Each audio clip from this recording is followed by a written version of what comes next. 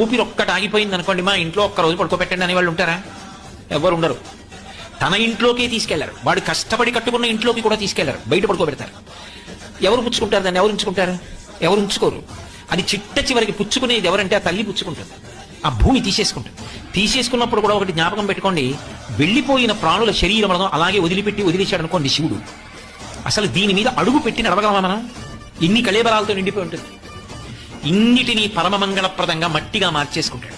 అన్నీ ఇందులోనే కలిసిపోయి. మా ముత్తాత గారు ఇందులోకి వెళ్ళిపోయారు, మా తాతగారు ఇందులోకి వెళ్ళిపోయారు, మా నాన్నగారు ఇందులోకి వెళ్ళిపోయారు, నేను ఇందులోకి వెళ్ళిపోతాను.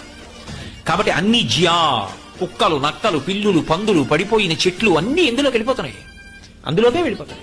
అన్నిటినీ పుచ్చుకోగలిగిన శక్తి, ఇన్నిటిని భరించగలిగిన శక్తి ఎవరిది? ఆ భూమిది. ఆ భూమికి ఆ శక్తి ఎక్కడిది? శివశక్తి. శక్తి పదార్థము వేరుగా ఉండవుగా. నా ఉపన్యాసం నేను వస్తే వస్తుంది, నేనొకటి, నా ఉపన్యాసం ఒకటి కాదు. అలాగే